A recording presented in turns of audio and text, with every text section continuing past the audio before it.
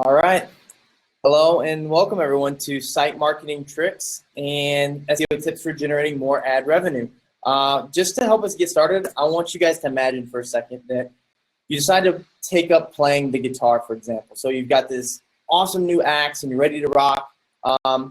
Unfortunately, one of the things that happens when you start learning to play an instrument is it's really hard to practice because you don't really know any songs yet. And so it's really hard to practice or jam out with a band if you don't know any songs yet. But you can learn some scales, some chords, and some notes and things like that. And next thing you know, you can play just about any song in the world. And so that's really what I want us to think about is when we learn to do something that's complex and has like a lot of different moving parts, what you want to try to do is learn a way in which you can kind of develop a strategy that can apply to a lot of different types of ways of being able to apply that that technology or strategy or what have you. So essentially, that's what I'm going to show you today. Is I'm going to show you the scales, chords, and notes of site marketing, so that you can grow your traffic on any site. So it could be a site about knitting, it could be a site about math, it could be a site about turtles. It could even be a corporate business site. These philosophies and these strategies are going to work with anybody that shares just about any kind of content and wants to actively market their site. So I'm going to come back to that here in a minute. First, who is this guy that's like jumping right in with crazy memes and he's talking really fast? My name is Tyler Bishop. I'm an award-winning marketer. I'm the head of marketing at Ezoic. I've served as an SEO expert for startup boards. And I've actually helped dozens and dozens of sites grow exponentially using the stuff that I'm going to show you here today. I've written on psychology, sports, SEO, a lot of different material. And I'm actually, I'm a published author and a Brazilian Jiu-Jitsu black belt as well. So yeah, the Jiu-Jitsu is really not going to come in handy today in today's webinar, but maybe in the future, maybe a future webinar on Jiu-Jitsu. So I'm going to go full screen real quick, so if you give me a second so you guys can actually see like everything on the screen, because I don't want to take away from the experience by you having to look at me the whole time.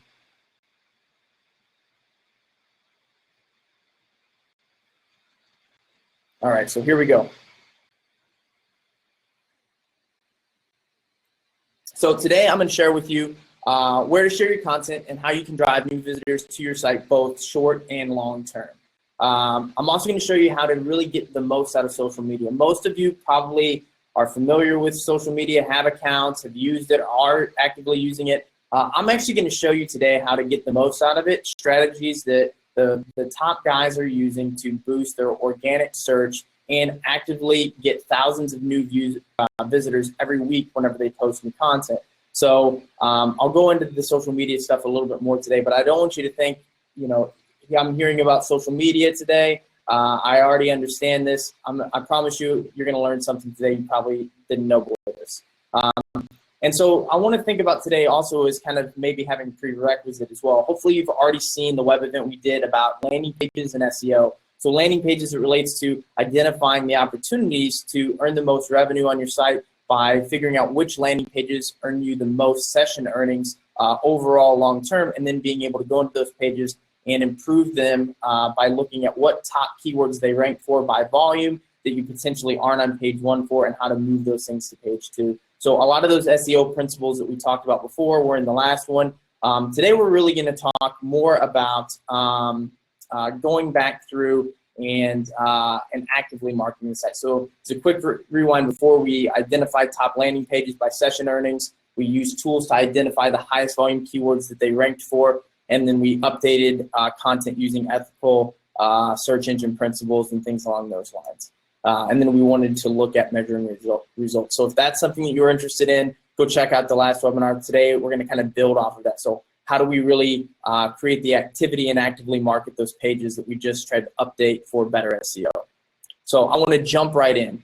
So I mentioned earlier this idea of actively marketing a site. So SEO I would think of is more of it's a long-term strategy. And although we talked before about how you can move your rankings pretty quickly with some of the things that we talked about, it's still passive because you're hoping that people will search and find your site. If you have high volume keywords, for sure they're going to find them. But what I want to think about today is how we actively market our sites and take our content to our potential visitors. So there's really two different ways that we're going to go into today, and they're very different, but they have a lot of the same philosophies. The first is using social media effectively. The second is content curation and community participation. So we're going to start with the latter.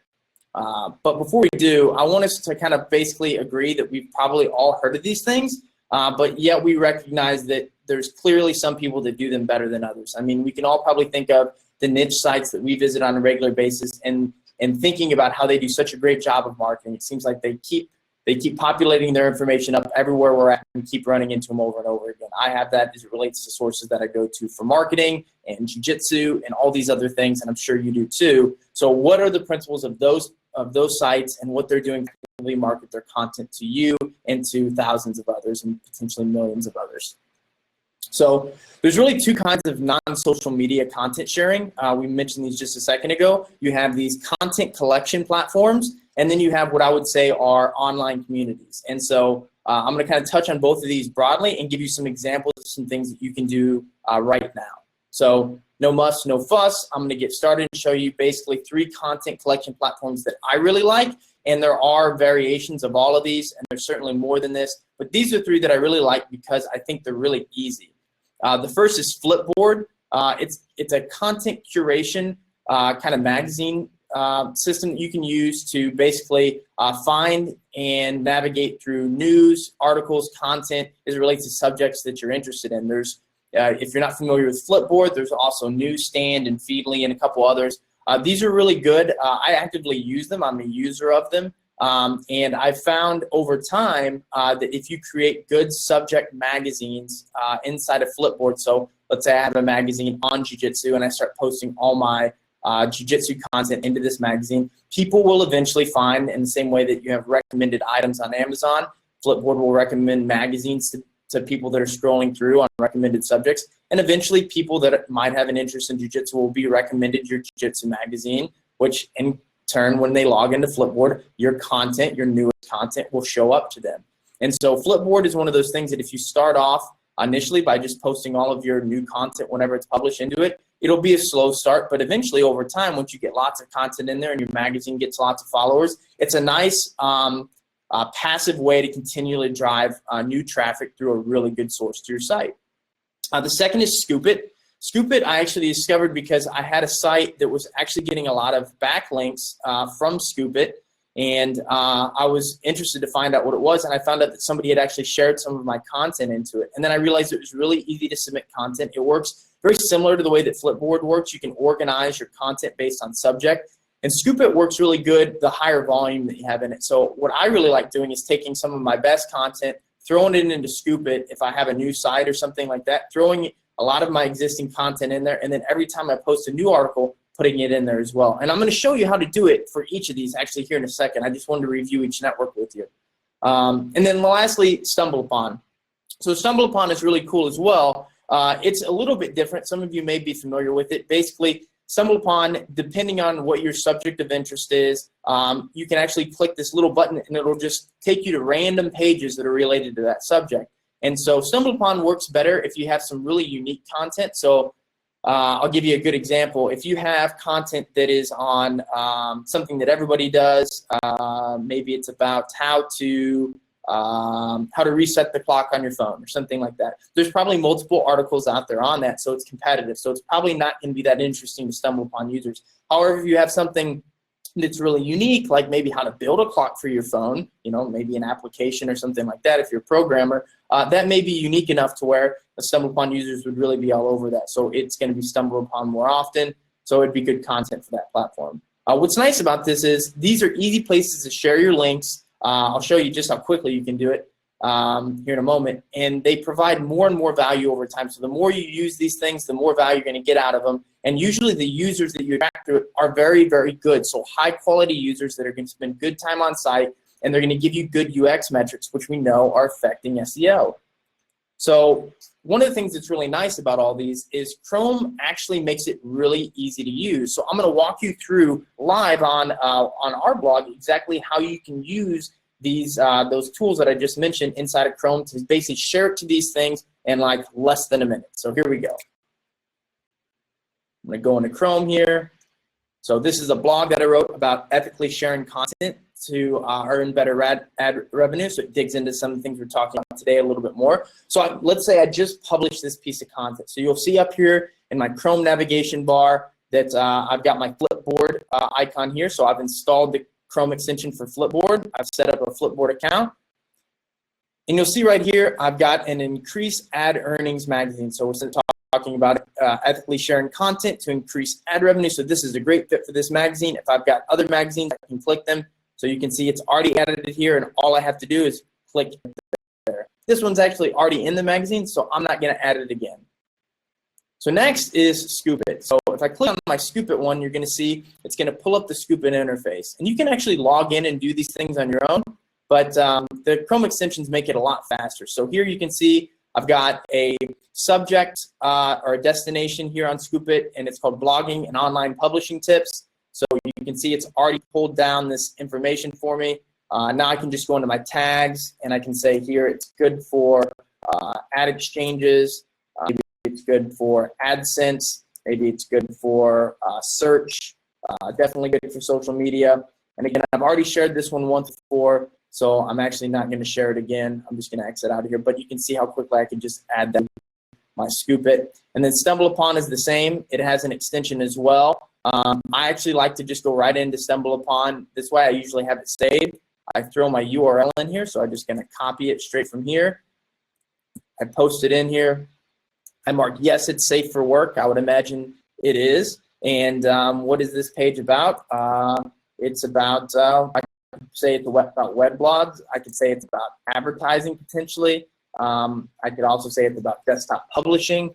A lot of these different things, and then I can also add additional tags as well, and I can save that, and it'll be added as a Stumble as well. So you can see very quickly there, it doesn't take much time, and like I said, the more you do these things over time, the benefit that they're going to offer you. So it makes a lot of sense for you if you're not using those networks specifically to set up accounts. It's going to take you 5 minutes, install those Chrome extensions, and then do that for all of your new content, because as you can see, it's very easy. They do provide new users every time you post something, and then over time, what you're going to see is you're going to get higher volume from different ones than you would others. But it is a very effective way of doing it. So, but what about online communities? So I mentioned these earlier as well. So the content curation stuff is a little easier and requires very little effort.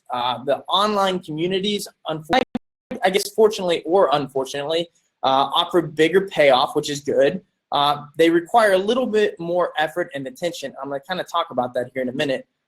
They can be major traffic drivers and brand drivers too. So I want you to think about it this way too, in the same way that you can probably think of content from a certain place as being credible or being of good value.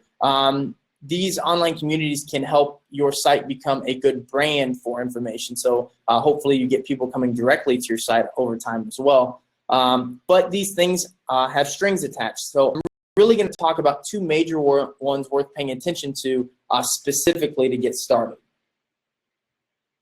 The first is, and the second is Quora. So I'm guessing that you guys have probably heard of both of these, and if you're not already even using them, you're probably familiar with them. If you're not, that's fine. I'll kind of dive into it at a high level here. But I'm really going to show you how to maximize visitors from these two sources, because I think it's something that a lot of people have yet to perfect. So the first thing, I'm going to start with Reddit first. The very first thing I want to tell you about it is it offers you thousands of new clicks to your content, maybe even more than that. I've had posts that have done very well on Reddit that have literally generated 500,000 visitors in less than a week. Unfortunately, there are some really serious unwritten and written rules that you have to follow if you want to achieve these types of things, and it doesn't happen all the time. So you really have to be patient here. The very first thing you need to understand is you don't want to be a blog spammer. A blog spammer is somebody that basically goes into Reddit, goes into the subreddits, which I'm going to kind of go into here in a minute, and then they just post their links to their blog over and over again. You're going to get very little traffic this way. Your credibility is going to be downgraded, and you eventually could be banned from different subreddits and things like that, and ultimately you won't get anything out of this platform. So this is what a lot of people do today. They selectively go into Reddit every now and then. They post their content, it gets a couple clicks and they really don't get the full use of the platform. What you want to try to do is be a member of the community. So you want to find a couple subreddits. So the way that Reddit works is you have the platform itself, which is this giant kind of community for all different types of subjects, for links, information, people to ask questions. And inside of that are thousands of subreddits. So basically sub-sites inside of Reddit that are on particular subjects. So there's one for SEO, there's one for jiu-jitsu, there's one for knitting, there's one for advertising, there's one for just about anything that you can think of. And inside of these subreddits, it's really important if you want to share content into it because it's a relevant audience of yours, you need to comment and add value to those communities. And then once you've done that, you can share links of your own. And then ultimately, you want to start sharing links other than your own as well. What people will do, especially moderators, is they'll go in and they'll see, is this somebody that only posts whenever they're posting a link to their site? Are they contributing to other threads? Are they sharing other people's links? Because what they'll do is they'll go in and see, oh, well, this person is commenting and adding value in this way. We're more than happy whenever they want to post their own content because I'm sure they think it's contributing to the overall community. And that level of participation, too, will get you more comments and upvotes on your material as well, which is ultimately what's going to give you the greatest bang for your buck when you share into these platforms. If the people inside of a community don't know who you are and you're posting stuff in there and you seem to be very self-serving, you're going to get downvoted, your content's not going to do well. If you're an active member of the community that people respect, you're going to get more upvotes, your content's going to stay at the top, you're going to get lots of clicks, and you're going to build yourself a nice little platform that you can use for now and in the future. So you really need to know that's kind of the unwritten rules, but then each subreddit has kind of some of its own rules as well. Some of them may have a number of comments or other links other than your site that you have to share. Like they may have a ratio. I know some Reddits have a ratio of 10 to 1 even, that you have to share 10 links to another site versus 1 to your own to make sure that, you know, they prevent blog spammers. These are kind of lightly enforced, but it's good to know the subreddit rules. The other network that we talked about a little bit is Quora, and Quora offers an opportunity for not just the same things that Reddit does, is clicks to people that find your content here. So in case you don't know, Quora is basically a site, very popular, millions and millions and millions of viewers every month, where people come and just ask questions on just about every topic that you can imagine. And you can organize these questions by topic, but you'll see that people ask thousands of questions here a day. And Quora actually is indexed in search results quite often. Reddit is too, but Quora has been for much longer. And so it's an opportunity, if you find the right question, to create evergreen content and potentially get millions of link clicks over time, because not just platform users, but also through search results. So the secret to really getting the most out of Quora, especially in the beginning, if you are short on time, is you want to find questions on Quora with lots of followers. So down at the bottom, whenever you look at the questions, there'll be a little box where one says recommended, the other will say views, and there'll be one that says followers. And you want to find one that has few answers and lots of followers. So it's okay if a thread maybe even has 10 answers, but if you look at those answers and they look thin, or they're hard to read, big blocks of text or strong opinions, what you want to start doing is you want to write answers that have links to your content, but you don't want to submit links. You want to submit answers with links, but don't submit links with answers. So what I mean by that is you basically want to hide your link. If we're kind of speaking about this in very honest terms, you want to hide your link inside of a really good answer. So you want your link to serve as like an auxiliary to your answer, where basically they can dig deeper into the information you're talking about. If you just post a link and say, hey, here's the information, there's a chance that your answer gets blocked, and then there's almost no chance that it's going to be a recommended answer that people are going to submit, and you're going to get almost no link clicks. So what you want to do is put a nice big bold text at the top, put a nice heading in, break your sentences up as much as you can, make your paragraphs no more than 1 or 2 sentences at a time. When you write for the internet, it's nice to break things up so people see it. Use bullets, and then connect your links kind of dynamically in through the post. So kind of weave it in there, maybe even multiple links. And what you'll find is there was this really interesting study that someone did a while back on. It was a formula for writing answers on Quora, and they found that when you had a bold text heading, you broke stuff up into very small information chunks and used lots of bullets, that those answers would be even more recommended answers out when they were new. And so what you want to try to do is make your answers stand out in the crowd in the way that you write them, and then really use that your answer to sell your link. I mean, that's essentially what you're doing. I've even heard Quora described as a marketplace for content. When you answer these questions, essentially this is what you're doing. You're writing marketing statements for your content.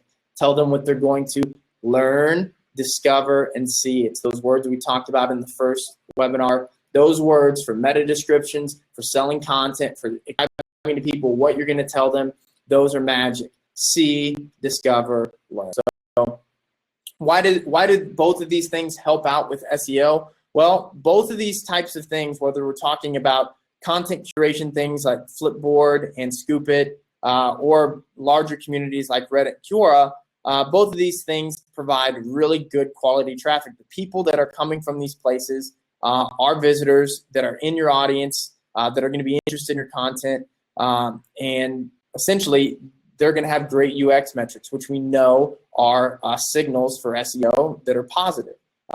Also, we know that when bulk activity occurs on a post or page, that this gives signals as well that that basically can move you up the rankings as well. So if you have a dormant post that hasn't had a lot of activity in a while, and all of a sudden it's getting a bunch of good quality traffic, there's a really great chance that you're going to move up organically in the rankings. Same thing goes for new content. When you post new content, Google's going to crawl it. It has to figure out, is this a good post or bad post? What is the time on site? What is the bounce rate? How are people interacting with this? So the more bulk activity from quality users you can give it right off the bat, the more likely your post is going to rank high initially. So we're going to talk more about that when we dig into social media here, because we want to drive, obviously, bulk activity and good quality as well. So yeah, we thought we were going to talk about social media. So how do we do a lot of this take these same kinds of principles and apply them to social media, excuse me. So I'm only going to touch on 3. Can you guess which 3 they are? Yeah, I don't think that black banner is going to fool anybody. We're going to talk about Twitter, Facebook, and LinkedIn. I could probably go into depth on a lot of the other networks as well, but these are really the big 3 that I think probably apply to almost everyone on this webinar. So this is where we're going to dig into that.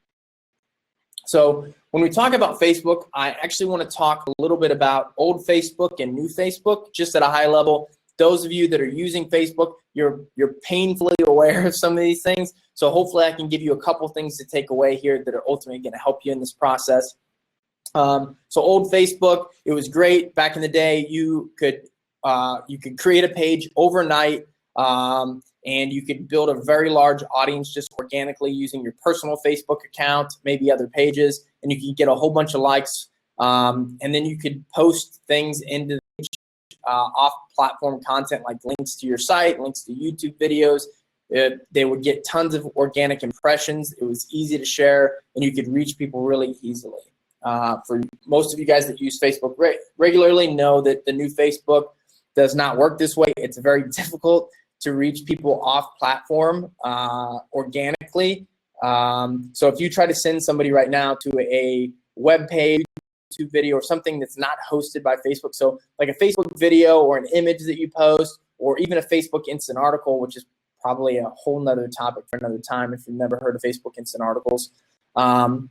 So basically, if it's off-platform content, you're not going to get many organic impressions just right off the bat. Your pages actually need really good edge rank to hit followers organically anyways. Edge rank is basically Facebook is evaluating pages based on the engagement that they get from users. So think of it almost as like an advanced version of click-through rate. When your content from your page shows up in your user's feed as an impression, do they engage with it or do they pass by? And if they engage with it, regularly, you're likely to have good edge rank. You'll hit more people organically, but still your off-platform stuff is not going to do great. And that's really what we're looking for with Facebook, because we want to drive traffic to our site. So pages have to be built with patience now too. They cannot be built overnight, but you really want to focus on what can you do to improve the way that users interact with your content, especially if you're trying to drive them off. So one of the ways that you can do this is you want to secure, before you post stuff, guaranteed likes, comments, and shares.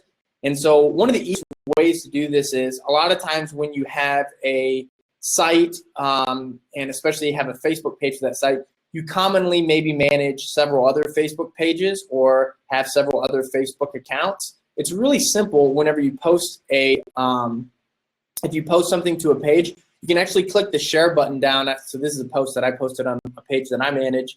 And down there, I click the share button, and you see where it says share to page there. You can click that, and you can share that exact same post to any number of other pages that you have. You can like, and then right there where you see that little black box with an arrow pointing down next to boost post, if you click that, you can actually go straight and actually act as one of your other pages. So basically, Facebook will treat you as if you're that page, so you can go through, like, comment, and then share your content from your previous page, which you just posted.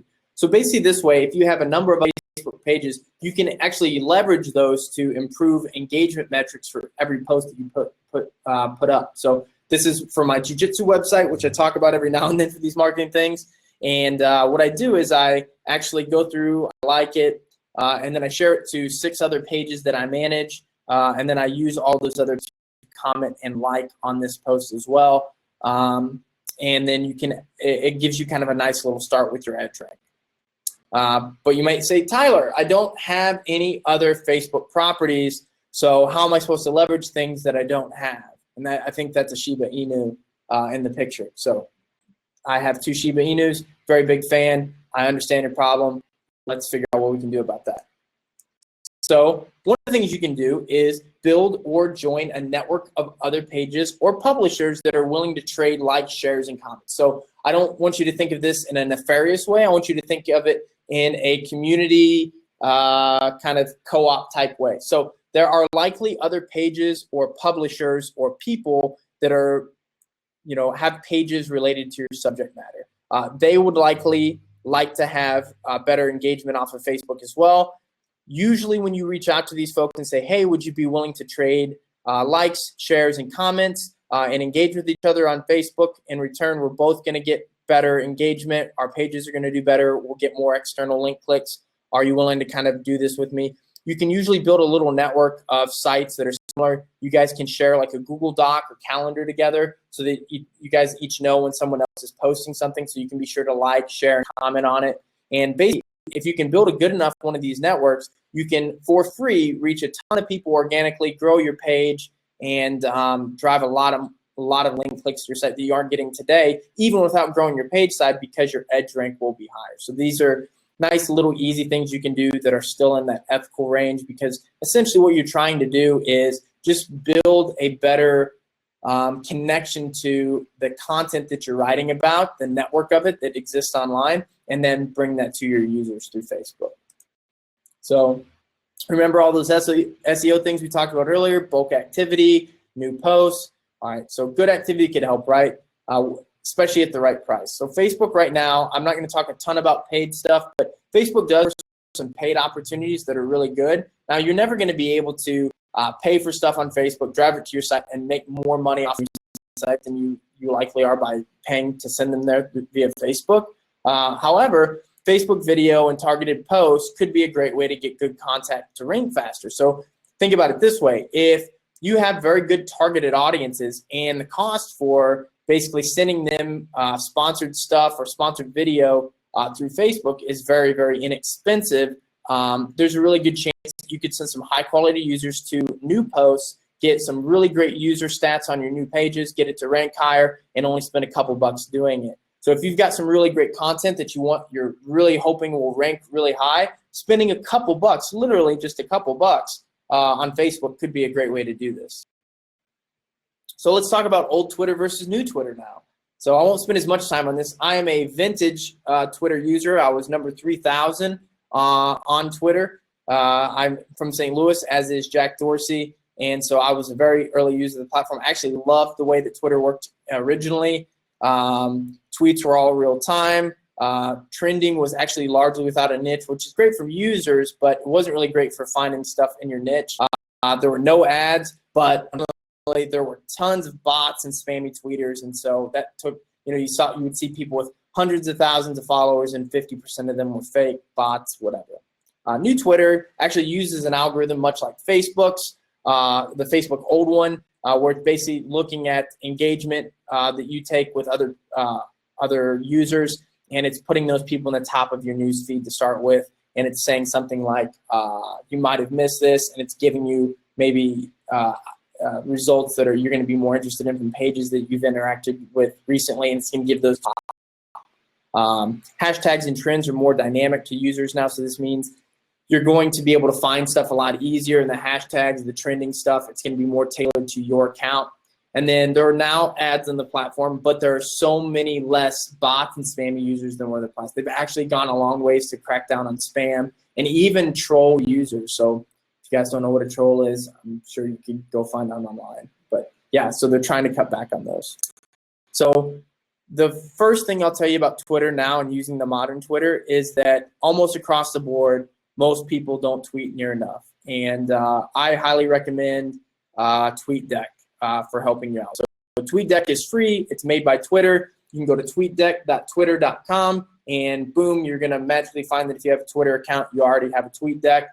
And so basically what you can do, and what I recommend, is that you take 20 of your most recent posts and schedule them on a loop. So, you know, 1 being the most recent one, 2 being the second most recent one. And I would just schedule 1, 2, 3, 4 for an entire week. And then I would put 1, and then I would go an hour and a half later and I'd schedule number 2, and an hour and a half later and schedule number 3, and do that on a loop for a week. And then as you post new content, you know, if you post something new this week, it's the new number 1. It pushes everything else down 1, and your number 21, you know, your 20th oldest article becomes your 21st oldest article, and it gets pushed out of the rotation. And if you do this stuff over time, what you're going to find is that that you're going to be able to learn a couple things. If you change the hashtags and titles on these repetitive tweets to gauge your effectiveness, you're going to find that certain titles and hashtags are actually going to do a lot better than others. It's really interesting. And this is actually going to help you later on, because you're going to be able to figure out which hashtags your audience or the people that are reading your content are actually using, because you're able to test so many different ones. You're also able to figure out what types of hashtags your audience is going to be the most interested in. Maybe they're really clickbaity. Maybe they're like very sensitive to clickbait. But more important than anything else, Twitter still does have a real-time element to it. So being able to consistently reach them, you're going to also find that there might be certain times a day that certain types of content do better than others. And the only way to really know is to continually put stuff on a loop and have it go through the chain. Because the nature of Twitter, the chances of you spamming out users because you're like, oh, this guy tweets too much, is very low, because Twitter just is a rolling feed. It's not like Facebook. It's not like Instagram, where people can get kind of annoyed by it. Because there's so much going on in Twitter, the activity makes it a little bit more easy to deal with from that standpoint. Let's put it this way.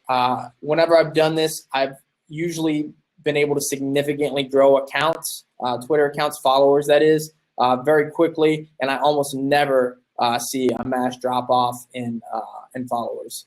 To say never, I mean I never have. It's just never happened.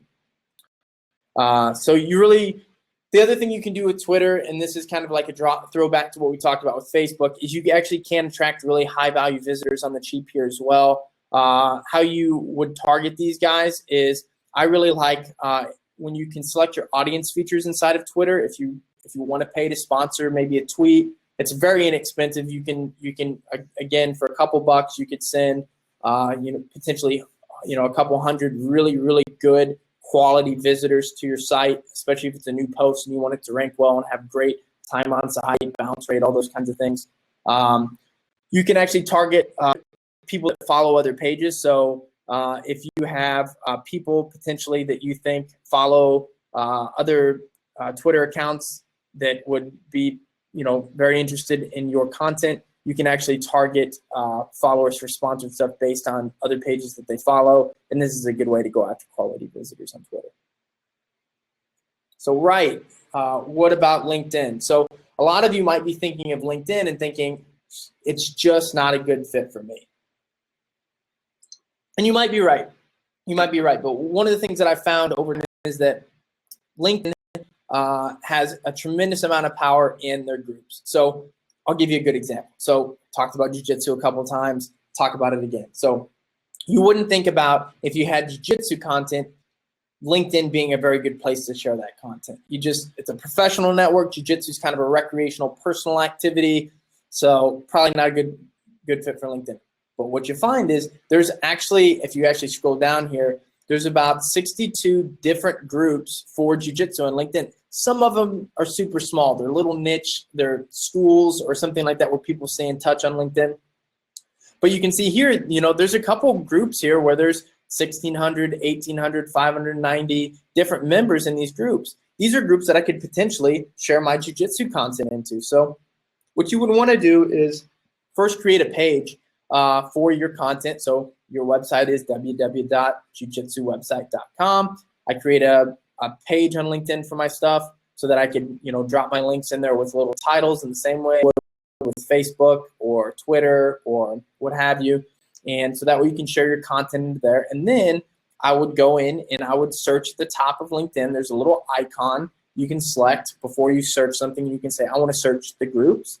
And then you could search jiu-jitsu or knitting or math or gardening or whatever. And once you're able to search through there, you can go on and find groups. And some of them require permission to join, so you may have to wait in a queue for a couple days while somebody approves you. But once you join, you can actually get into groups. So here's what I recommend. When you have new content, you should go in, post that content onto your page on LinkedIn, and then once that's done, you'll have like a like, comment, share section at the bottom of your content. Once it's posted live, click that share button and you're going to get this little box that you see here to your left. You can join up to 50 different groups, but I would say that the rules of Reddit apply here too. And if you don't follow these rules, you will get blacklisted on LinkedIn. And blacklisted basically means that when you go to share something, it has to get like a special layer of approval through moderators of those groups. And if that happens to you on LinkedIn, it basically becomes a dead network. You can't use it anymore. So when I say the rules of Reddit, I mean, once again, don't share in groups that doesn't belong there. Don't become a spammer. Try to contribute to these groups as much as you possibly can. Just be credible, be a human being. On LinkedIn, it's not nameless and faceless, so people will know who you are. And so you want to make sure that you are polite and respectful in the way that you share your content. And so what you can do is this little box will open up. You check mark the box, post to groups. And then what I like to do is I actually am, in most cases, I've joined up to 50 groups. And so what I'll do is I'll actually click through on my keyboard here, and it'll automatically pull up the different groups that start with those letters. And I'll go through one letter at a time and figure out what different groups my content is appropriate to. And then I'll enter a little title that hopefully gives the potential reader a description of what the content is.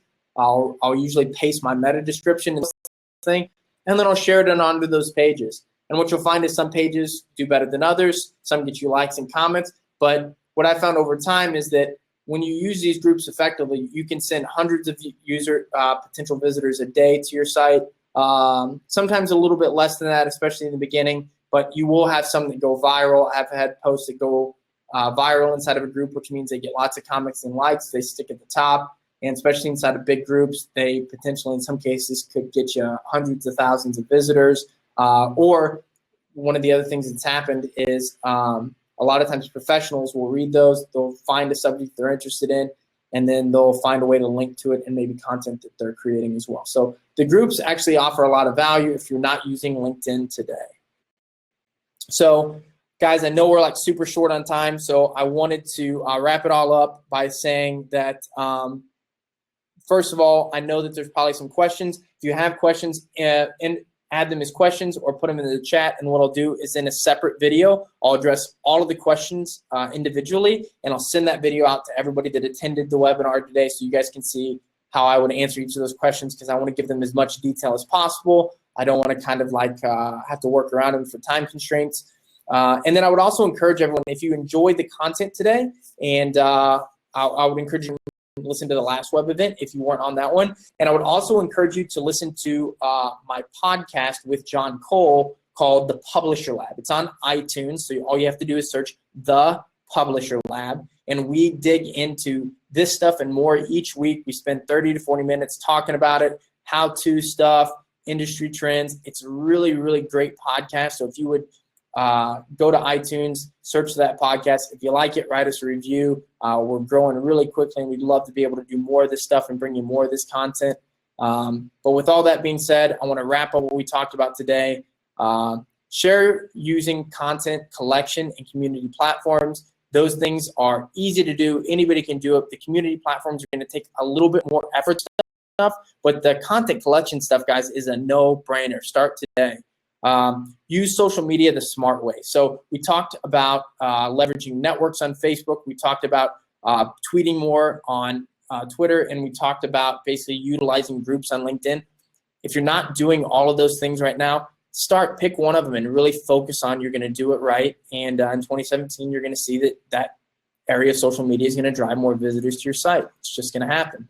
And then lastly, quality bulk activity to your pages for rankings boost. So we talked about this with using paid social media. We talked about this in the community platforms as well, how we can do some of this. But basically, when you have posts that are dormant or new, you really want to send lots of high quality traffic to them to get them to move on the rankings. Because remember, guys, Google is looking at UX metrics to determine if a page, it's letting the users basically vote with their behavior of what page should rank higher.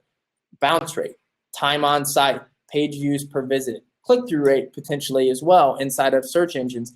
All of these things dramatically affect your ranking in search engines. And so these sources that we just talked about today are going to be sending you some of your highest quality traffic. So you really want to try to utilize these as much as possible from an SEO perspective. So finally, I know I talked too fast. That's a lot of information, and I went over on time. I'm sorry. Hopefully you enjoyed it. There's a recording that goes out to everybody. So if you joined late or had to come off early, or if you came off early, you're still not listening to me right now, so I don't know what I'm talking about. But I know I talk fast. I know I covered a lot of stuff. You guys are all going to automatically get a recording of this webinar from me here later today. It sends that, guys, it records it. It sends it out automatically. So you'll have it sometime today. And then I'm going to answer each of these questions that I've got the best I can in a separate video that I will send out later this week. And hopefully that's good. That's it. If you guys have other questions, you can email me at tbishop@ezoic.com. And then, again, I just want to plug our podcast because I think it's great. If you guys like this content and you found it helpful, the podcast is chock full of stuff that you can go get into right now. There's 10 episodes that are already available. They're great. And then we publish a new one every week. All right, everyone. That's all I have for you today. Hopefully you've enjoyed it. Thank you very much.